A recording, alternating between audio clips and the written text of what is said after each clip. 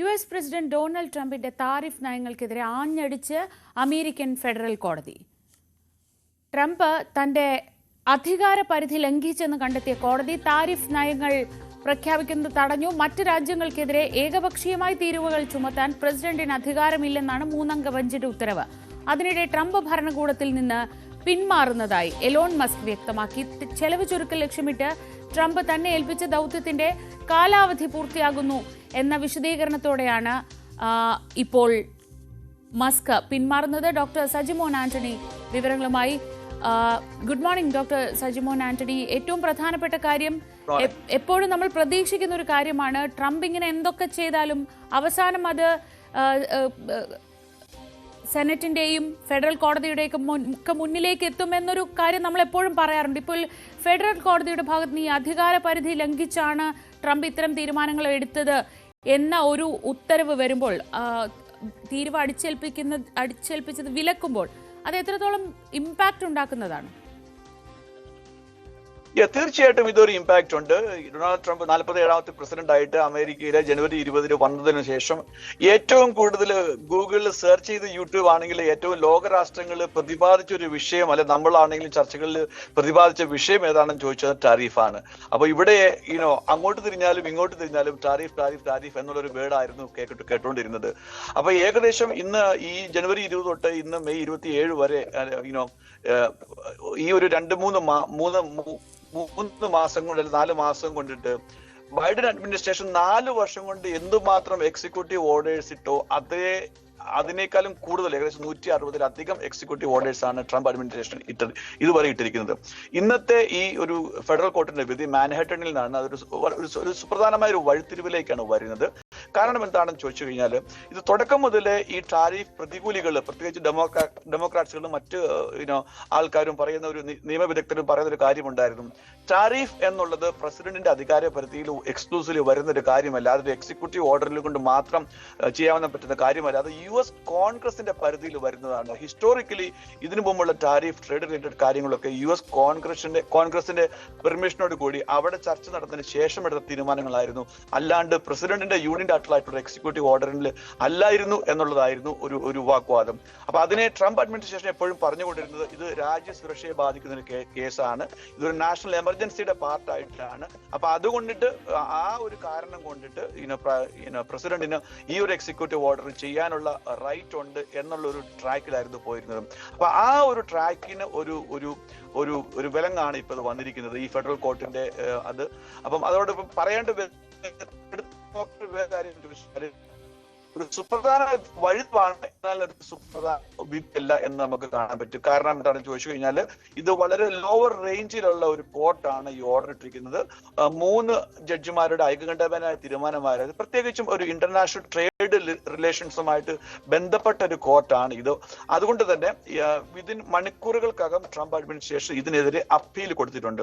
അപ്പം അതിന്റെ ഒരു അർത്ഥം എന്താണെന്ന് ചോദിച്ചു കഴിഞ്ഞാൽ, വരും ദിവസങ്ങളിൽ ഇതൊരു വളരെ നിർണായകമായ ടോപ്പിക്കായിട്ട് കോർട്ടിൽ ഡിബേറ്റ് ചെയ്യപ്പെടേണ്ട ഒരു ടോപ്പിക്കിലേക്കായിട്ട് മാറുകയാണ് ചെയ്യുന്നത്. ഇതുവരെ ഇതിനൊരു ചലഞ്ച് വന്നിട്ടില്ലായിരുന്നു. അപ്പൊ ആ ചലഞ്ച് വന്നു.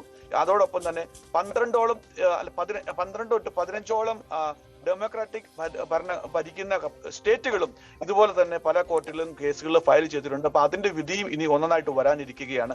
ഏതായാലും ഇതൊരു US സുപ്രീം കോർട്ടിലേക്കാണ് പോകുന്നത്. ഇതിന്റെ അന്തിമ തീരുമാനം എടുക്കുന്നത് US സുപ്രീം കോർട്ടിലായിരിക്കും എന്നുള്ള കാര്യത്തിൽ സംശയമില്ല. ടാരിഫ് അമേരിക്കൻ ജനതയെ വളരെയധികം നെഗറ്റീവായിട്ടാണ് ബാധിക്കുന്നത്. കാരണം ടാരിഫ് ഒരു ടാക്സ് എന്നുള്ള രീതിയിലാണ് ഇവിടെ നിന്നുള്ള ഒരു 65% അമേരിക്കൻസും പറയുന്നത്. എന്നാൽ ഒരു 30-35% ആൾക്കാർ പറയുന്നത് ഒരു ടെമ്പററി ഇൻഫ്ലിക്റ്റ് ആണ്. അതിനുശേഷം വരും മാസങ്ങളിൽ ട്രേഡ് നെഗോഷിയേഷൻസ് ഒക്കെ കഴിഞ്ഞു കഴിയുമ്പോഴത്തേക്കും അമേരിക്കൻ ഇക്കണോമി അല്ലെങ്കിൽ ഇവിടുത്തെ മാനുഫാക്ചറിംഗ് സെക്ടറിന് വലിയൊരു പുരോഗതി ഉണ്ടാകും എന്നുള്ളൊരു പ്രതീക്ഷയാണ് 30-35% ആൾക്കാർക്കുള്ളത്. ട്രംപ് അഡ്മിനിസ്ട്രേഷനും ഇതുവരെയുള്ള ഒരു പ്രവർത്തനം നോക്കിക്കഴിഞ്ഞാൽ, ഞാൻ നമ്മുടെ നാട്ടിലൊക്കെ മലയോര പാതയിൽ നമ്മൾ വണ്ടി ഓടിക്കുന്നത് എങ്ങനെയാണ്, അതുപോണക്കാണ്. ഓരോ നിമിഷവും ഓരോ വളവും തിരിവുമാണ്, ഓരോ ഇറക്കവും കയറ്റവുമാണ്. കാരണം 2%, 2.8% ആവറേജ് ആയിരുന്നു ഇവിടുത്തെ ടാരിഫ് എന്നെങ്കിൽ അത് റേസ് ചെയ്ത് 25% എന്നുള്ള ടോക്കിലേക്ക് വന്നു. അതിനുശേഷം റെസിപ്രോക്കൽ ടാക്സ് വന്നു. അതിലൊക്കെ ഇന്ത്യയൊക്കെ 45-50% വന്നു. പിന്നെ ചൈനയുടെ കാര്യത്തിൽ അത് 145% വരെ മുന്നേക്ക് പോയി. അതിനുശേഷം അത് വിഡ്രോ ചെയ്ത് അല്ലെങ്കിൽ പുറകോട്ട് റിട്രീറ്റ് ചെയ്തുകൊണ്ട് 80%, ഇപ്പോൾ അത് 45% കിടക്കുന്നു. ഇടയ്ക്ക് യൂറോപ്യൻ യൂണിയനായിട്ട് 50% പറഞ്ഞു, അതിനുശേഷം അത് 25%ലേക്ക് വന്നു. പിന്നെ അത് ക്യാൻസൽ ആക്കി പോസ്റ്റ് ചെയ്തു 90 ഡേയ്സിലേക്ക്. ഇപ്പൊ പിന്നെ അത് സംസാരങ്ങൾ ഇന്നലെയും മിനിങ്ങാന്നൊക്കെ സംസാരമുണ്ട് അതിനെ തിരിച്ച് 25%ലേക്ക് കൊണ്ടുവരണമെന്ന്. അപ്പൊ അങ്ങനെ ലോകരാഷ്ട്രങ്ങൾ ഒന്നടങ്കം വാണിജ്യ രംഗത്ത് ഒന്നടങ്കം ഇവിടുത്തെ ചെറുകിട ബിസിനസ് ഉൾപ്പെടെ ലോകമാകമാനമുള്ള എല്ലാ ബിസിനസ്സുകാരും ഉറ്റുനോക്കിക്കൊണ്ടിരുന്ന ഒരു പ്രധാനപ്പെട്ട സബ്ജക്റ്റ് ആയിരുന്നു ടാരിഫ് എന്നുള്ള കാര്യത്തിൽ സംശയമില്ല. ടെമ്പററി ആയിട്ട് ഒരു റിലീഫ് കിട്ടി എന്ന് പറയാൻ പറ്റത്തില്ല.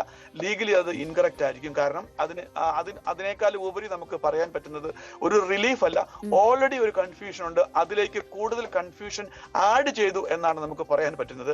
കാരണം വരും ദിവസങ്ങളിൽ നമ്മൾ ശ്രദ്ധിക്കേണ്ട ഒരു കാര്യം, ഈ ടാരിഫ് ഉൾപ്പെടെയുള്ള കാര്യങ്ങളിൽ ട്രംപിന്റെ വിമർശകനായിരുന്ന ഇലോൺ മസ്ക് എല്ലാ കാര്യങ്ങളിലും ഒരു ചെലവ് നിയന്ത്രണമൊക്കെ കൊണ്ടുവരാൻ വേണ്ടിയാണ് ഡോജ് ഉണ്ടാക്കിയതും ഡോജിലേക്ക് ഇലോൺ മസ്ക് വരുന്നതുമൊക്കെ. ആ ടീം ട്രംപിൽ നിന്ന് ഇലോൺ മസ്ക് ഇറങ്ങുകയാണ്, കാലാവധി തീർന്നു എന്ന് ഔദ്യോഗികമായി പറയുന്നുണ്ടെങ്കിലും ട്രംപുമായി ഇങ്ങനെ യോജിച്ചു പോകാൻ കഴിയില്ല എന്ന് ഏതാണ്ട് ബോധ്യപ്പെട്ട ഒരു സാഹചര്യത്തിലുള്ള ഇറക്കമായി വേണ്ട അതിനെ കാണാൻ. ട്രംപുമായിട്ടുള്ള ഹണിമൂൺ ഇലോൺ മസ്കിന്റെ കഴിഞ്ഞ കുറെ ആഴ്ചകളായിട്ട് കഴിഞ്ഞു എന്നുള്ളതായിരുന്നു വസ്തുത. അത് എങ്ങനെ ഒരു ഡിഗ്നിഫൈഡ് എക്സിറ്റിലേക്ക് വരും എന്നുള്ളതായിരുന്നു ഞങ്ങൾ ഓരോരുത്തരും ആകാംക്ഷയോടെ നോക്കിക്കണ്ടിരുന്നത്.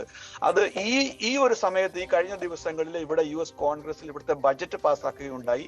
ഏകദേശം 30 ട്രില്യൺ ഡെഫിഷ്യറ്റ് അമേരിക്കൻ ബജറ്റിനുണ്ട്.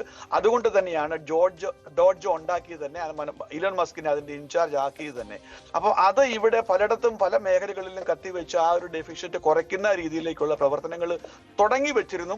എന്നാൽ നമുക്ക് എടുത്തു പറയേണ്ട ഒരു വസ്തുത, ആ കട്ടുകളൊന്നും ബില്യൺസോ ട്രില്യൺസോ ഒന്നും അല്ലായിരുന്നു, മില്യൺസ് മാത്രമേ ഉള്ളായിരുന്നു എന്നുള്ളത് നമുക്ക് അറിയാൻ പറ്റും. എന്നാൽ എന്തെങ്കിലും ചെയ്തു എന്നുള്ള ഒരു പേരുണ്ടായിരുന്നു.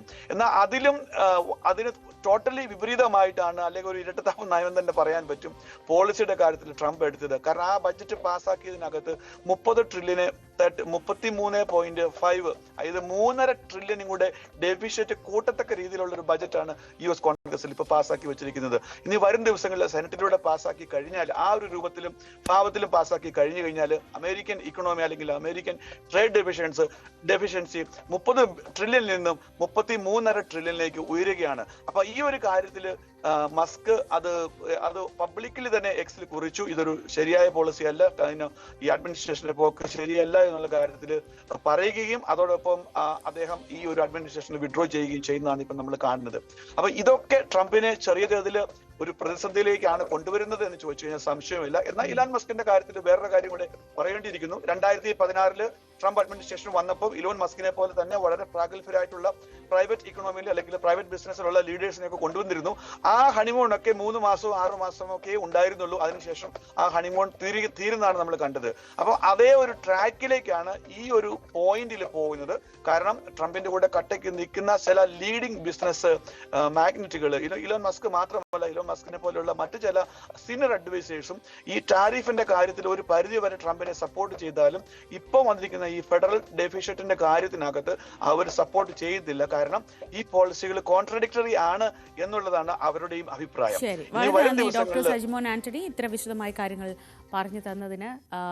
ഇന്ന് 2 പ്രധാനപ്പെട്ട സംഭവ വികാസങ്ങളാണ് അമേരിക്കയിലുള്ളത്. ഒന്ന്, ഫെഡറൽ കോടതിയുടെ വിമർശനമാണ്, അതൊരു ലീഗൽ ബാറ്റലിലേക്ക് പോകുന്നു എന്ന് നമുക്ക് മനസ്സിലാക്കാം. ഒപ്പം ഡോജിൽ നിന്നും ഇറങ്ങുകയാണ് ഇലോൺ മസ്ക്. ഇനി ട്രംപിന്റെ ഒപ്പം ഇലോൺ മസ്ക് ഇല്ല ആ ഭരണ ടീമിൽ എന്നതാണ് വസ്തുത. ഇനി മറ്റു വാർത്തകൾ നോക്കാം.